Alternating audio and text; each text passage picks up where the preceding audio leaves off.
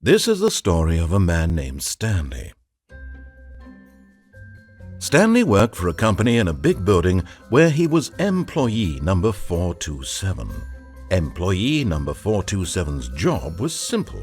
He sat at his desk in room 427 and he pushed buttons on a keyboard. Orders came to him through a monitor on his desk, telling him what buttons to push, how long to push them, and in what order.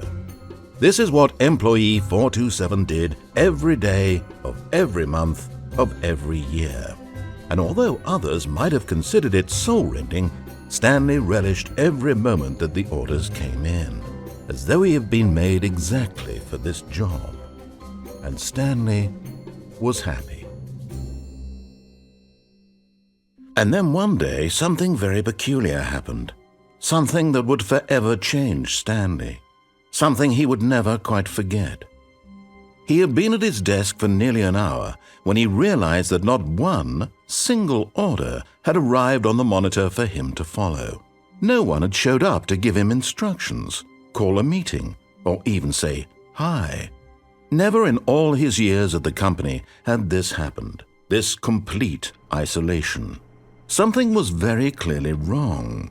Shocked, frozen solid, Stanley found himself unable to move for the longest time. But as he came to his wits and regained his senses, he got up from his desk and stepped out of his office. Oh, so that's what the back of my room looks like. Hello? Anyone around? 429, are you here? All of his co-workers were gone.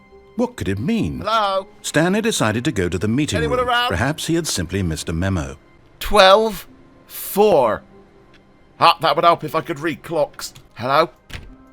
Hello? Stanley went around touching every little Anyone thing in here? the office, but it No? didn't make a single difference, nor did it advance the story in any way. Anyone in there? Come on, open up. Oh, please. Are you really just doing this for the achievement? Click a door 5 times. Is that all that you think an achievement is worth? No. I can't just give these merits away for such little effort. A measly 5 clicks. Now suppose you were to click the door 20 times. I would say that's the kind of effort that warrants recognition. I'll have you know I'm very good at clicking doors, voice in my head. I have to say I'm still not feeling the satisfaction of witnessing true effort for a noble cause. Perhaps 50 clicks will do it. Yes, almost certainly 50 clicks. 50? That's bloody easy. Yeah. No, I'm still not feeling it. I want this achievement to have meant something. It has to be a true reward for valiant effort. I want to see some hustle, Stanley. I want to see commitment, a willingness to go all the way, no matter what the cost. Why don't you go put 20 clicks into door number 417? Suddenly I have the urge to go and click on door 417. Oh, great. Now, go click a few times on door 437. Hang on. Oh, God. You know, an office job is supposed to be easy. Okay. 437. 437. Excellent. I think we're getting somewhere. Now, door 415. Let's give it 10 clicks or so. 415. I've got that. I know exactly where that is. That's, somewhere in this building. I know where I'm going. Now, back to door number 437. 437. Here we go. Let's see. How about you click on, well, I don't know, the copy machine? There isn't a coffee machine in here. Oh, he meant the copy machine. Okay, I've got it. All right, back to room 417. I'm really feeling it now. I think we're getting somewhere. You know, I hate this voice in my head. They make me do exercise. That's the worst kind. Okay, now go climb on employee 419's desk. Now, that's against work etiquette. You're not supposed to do that. At least take your shoes off first. But I don't have that option because I don't have legs. Yes! This is great! You're putting it all on the line, Stanley. I like that. All right, let's keep it up. Go give me a few clicks on door 416. 416, I'm on my way, brain. We've almost got it. Yes! Now the copy machine, do that one again. Finish it off, Stanley. 5 clicks on door 430. Ah, there it is. Yes! We did it! Yeah. Oh, wow. That felt amazing. It did. Oh, you really earned it, Stanley. Nothing could hold you back. Yes, I'm very proud of how far we've come today. Just think, only a few minutes ago you believed an achievement was worth 5 little clicks. Really now. Yeah, silly me. When Stanley came to a set of 2 open doors, he entered the door on his left. Oh, I hate choices. Okay. Right, I'm going to flip a coin. Yeah. Right, that would help if I had a coin. Right. Okay, here we go. This was not the correct way to the meeting room, and Stanley knew it perfectly well. I did. Perhaps he wanted to stop by the employee lounge first, just to admire it. Also, yes. I want to go and get a coffee in the coffee machine. Or maybe a Coca-Cola. Yes, truly a room worth admiring. It had really been worth the detour after all, just to spend a few moments here in this immaculate, beautifully constructed room. Stanley simply stood here, drinking it all in. It's very fancy, isn't it? I love the flooring that you can trip over at any second. Yes, really, really worth it being here in the room. A room so utterly captivating that even though all your co-workers have mysteriously vanished, here you sit looking at these chairs and some paintings. Really worth it. At this point, Stanley's obsession with this room bordered on creepy and reflected poorly on his overall personality. It's possible that this is why everyone left. Wow. That's a dick move right there. That is the worst. I'm not that horrible. Or creepy. Stanley sat around waiting for more dialogue. But when a long time had passed and there was no more, he decided that the game was trying to send him a message. I don't know what you mean. I'm sitting down. I'm not even standing up. You can't tell me what to do. Oh, I've been sat here for 32 minutes. I guess you win, voice in my head. But at last, he'd had enough of the amazing room and took the first open door on his left to get back to business. Right, first door right in front of me. I got this. Stanley was so bad at following directions, it's incredible he wasn't fired years ago. Yeah. No, I was, actually. And then I somehow got the job back. I'm lying. I don't even work here. I just snuck in through the back door. Oh, I have no life. Warning. Do not jump from the cargo lift while it's in motion. Will cause death. Penalty for misuse of cargo lift, aka death, $1,000.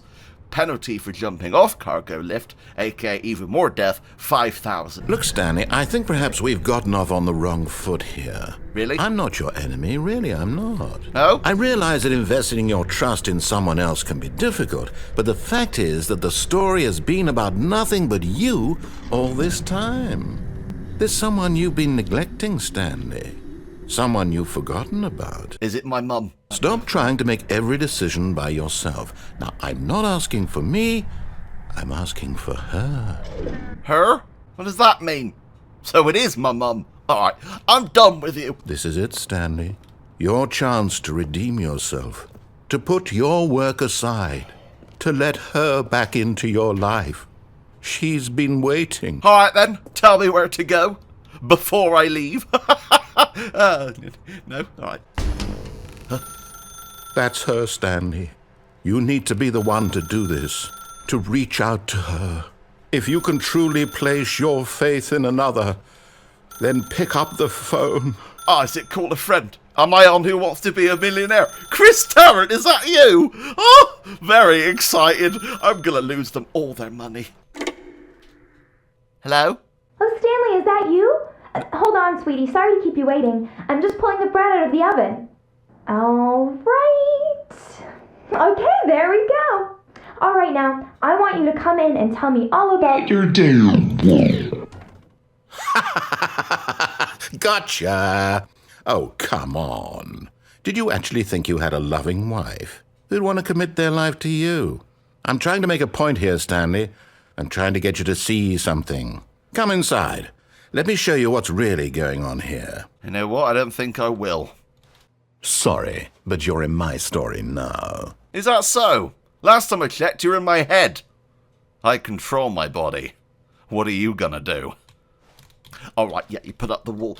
Very good. Yeah. This is a very sad story about the death of a man named Stanley. No, it's not. It's the death of Employee 427. I've told you before, I don't actually work here. Good morning, Employee 427. Press N on your keyboard. No, Oh, I see what you did there. That's very good. Stanley is quite a boring fellow. Yeah. He has a job that demands nothing of him, and every button that he pushes is a reminder of the inconsequential nature of his existence. My life. Great. Oh. Look at him there, pushing buttons, doing exactly what he's told to do. Brilliant. Now he's pushing a button. Now he's eating lunch. Had a sandwich. Now he's going home. Right. Now he's coming back to work. Okay. One might even feel sorry for him, except that he's chosen this life. But in his mind, in his mind he can go on fantastic adventures. From behind his desk, Stanley dreamed of wild expeditions into the unknown, fantastic discoveries of new lands. It was wonderful. And each day that he returned to work was a reminder that none of it would ever happen to him. All right, low blow. Oh, look, it's F for you. And so he began to fantasize about his own job. First, he imagined that one day while at work, he stepped up from his desk to realize that all of his co-workers, his boss, everyone in the building had suddenly vanished off the face of the earth. That did happen. The thought excited him terribly. So he went further. He imagined that he came to 2 open doors and that he could go through either. At last, choice. It barely even mattered what lay behind each door. The mere thought that his decisions would mean something was almost too wonderful to behold. Well, love of my life, who's a mannequin. That's actually true. I live with a doll. As he wandered through this fantasy world, he began to fill it with many possible paths and destinations. Yeah, I did. Down one path lay an enormous round room with monitors and mind controls. Sorry? And down another was a yellow line that weaved in many directions. And down another was a game with a baby. Excuse me? And he called it the Stanley Parable. Did I? I don't remember making that. Did I make that? Ha! My brain's weird. It was such a wonderful fantasy, and so in his head he relived it again, and then again, and again, over and over, wishing beyond hope that it would never end, that he might always feel this free. Surely there's an answer down some new path, mustn't there be? Perhaps if he played just one more time. But there is no answer. How could there possibly be? In reality, all he's doing is pushing the same buttons he always has. Nothing has changed.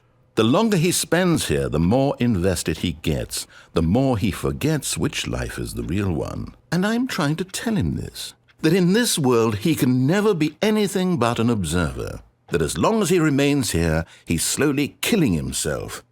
But he won't listen to me. He won't stop. Here, watch this. Stanley, the next time the screen asks you to push a button, do not do it. Screw you. You see? Can he just not hear me? How can I tell him in a way that he'll understand that every second he remains here, he's electing to kill himself? How can I get him to see what I see? How can I make him look at himself? A mirror. I suppose I can't, not in the way I want him to. But I don't make the rules. I simply play to my intended purpose, the same as Stanley. We're not so different, I suppose. I'll try once more to convey all this to him. I'm compelled to. I must. Perhaps, well, maybe this time he'll see. Maybe this time. And I tried again, and Stanley pushed a button. And I tried again, and Stanley pushed a button. And I tried. Pico, Pico the penguin, Pico, Pico the penguin, Pico, Pico the penguin, yeah! It's so cute!